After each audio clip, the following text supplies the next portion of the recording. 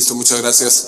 El tema que se aborda en este día es los antecedentes, entender cómo llegamos a la reforma de 2013.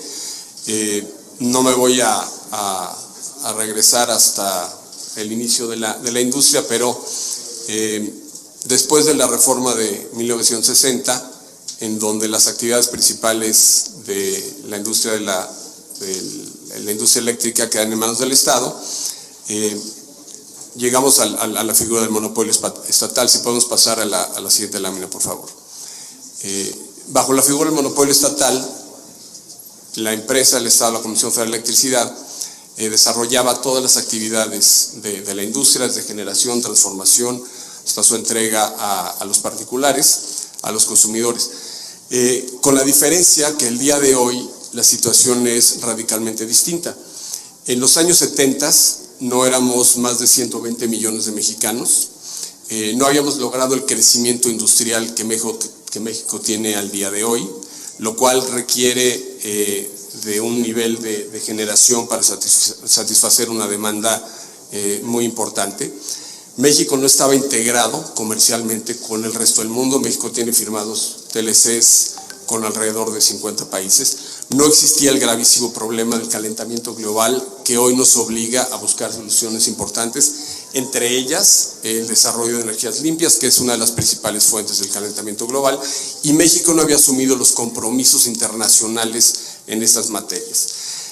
Imponer hoy un modelo monopólico ante la realidad actual es absolutamente incompatible.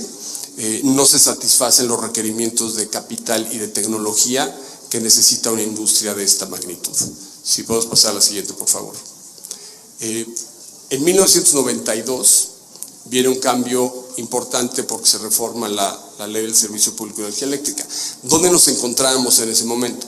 México estaba negociando a todo vapor el Tratado de Libre Comercio de América del Norte, con dos países con los que pretendía integrarse, que tienen un desarrollo económico industrial mucho más avanzado.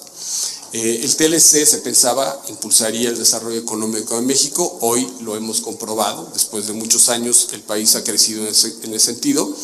Se pensaba que atraería inversiones de todo el mundo, y para ello era indispensable que México contara con una industria eléctrica sólida que pudiera satisfacer las necesidades de todos aquellos que se esperaba que vendrían al país, ¿no?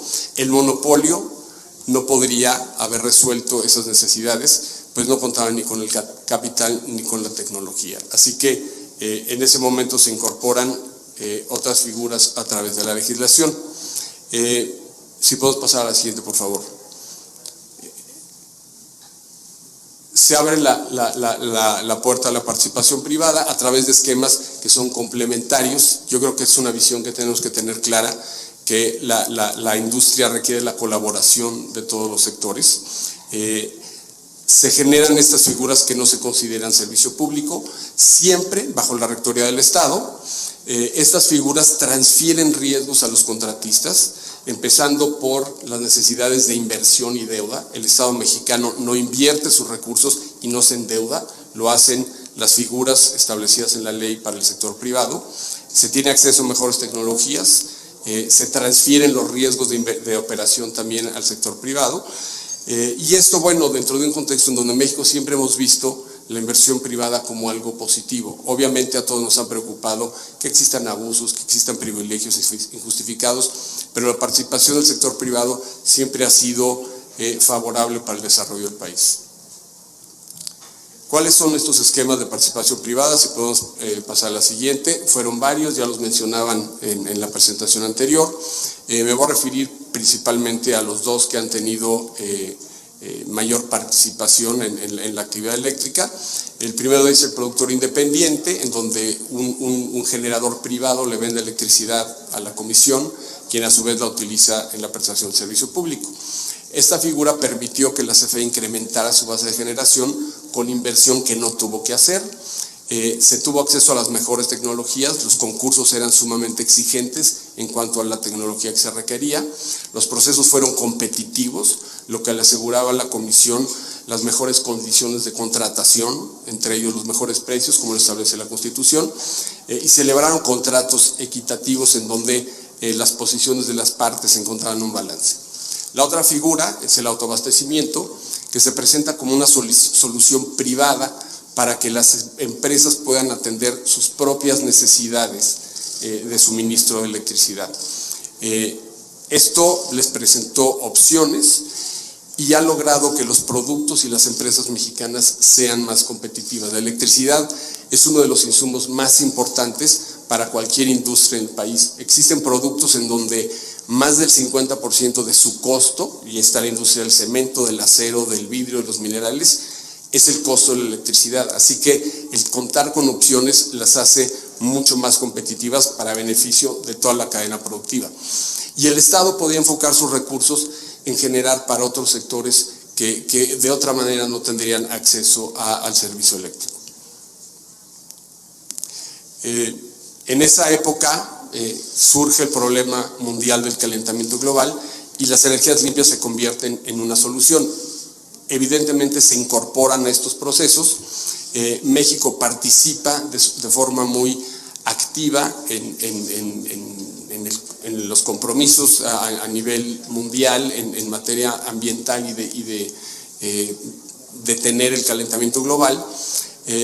Participa en una serie de acuerdos, está el protocolo de Kioto, el acuerdo de París y un número importante de acuerdos, y los países apoyan el desarrollo de estas energías a través de distintas figuras: tarifas, incentivos económicos, incentivos fiscales, créditos a bajo costo, pero hay un compromiso para desarrollarlas.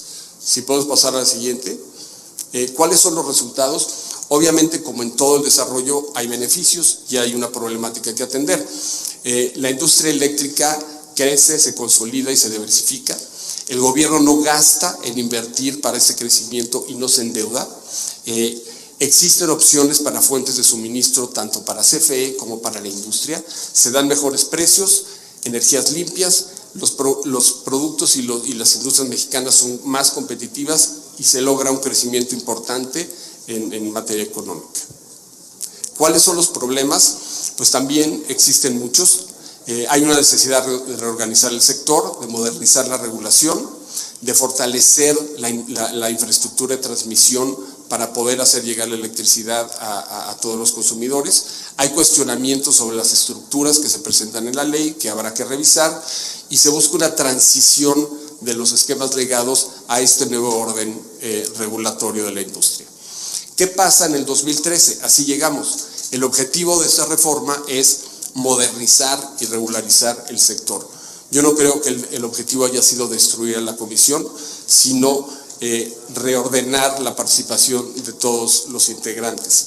Se da bajo un esquema de colaboración entre el Estado y los sectores privado y social, y se establecen a nivel constitucional los principios que la rigen: no monopolio y la participación de la libre competencia, reguladores autónomos que puedan mantener decisiones técnicas alejadas de ideologías y de intereses políticos, un principio de sustentabilidad de protección del medio ambiente, una transición energética hacia las energías limpias, operación eficiente con conceptos como el acceso abierto, el despacho económico, y todo otra vez bajo la rectoría del Estado.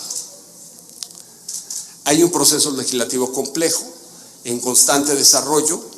Hay muchas áreas por mejorar, porque aterrizar un esquema regulatorio tan complejo toma mucho tiempo, y habrá que trabajar en el fortalecimiento de la CFE, inversión en transmisión, migración de algunos esquemas, revisión de costos y la eliminación de beneficios justificados. Pero mejorarlo no significa destruir todo lo que hemos avanzado. ¿Qué enfrentaríamos con la reforma que se está presentando? Yo identifico daños irreparables. Se cancelarían, la reforma prevé cancelar el 62% de la generación nacional por la cancelación de los permisos. Esto nos traerá una insuficiencia de generación. Alrededor del 50% del país podría quedarse sin luz. Esto traería un paro económico en la industria y el comercio al no contar con electricidad. Generaría una pérdida de empleos.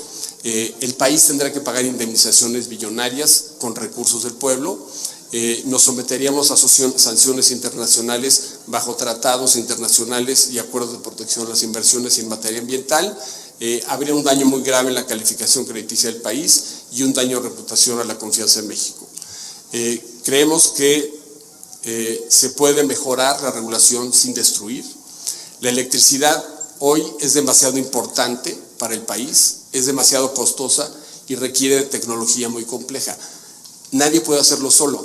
La solución requiere colaboración bajo un Estado rector y con la participación de los 3 sectores. Muchas gracias.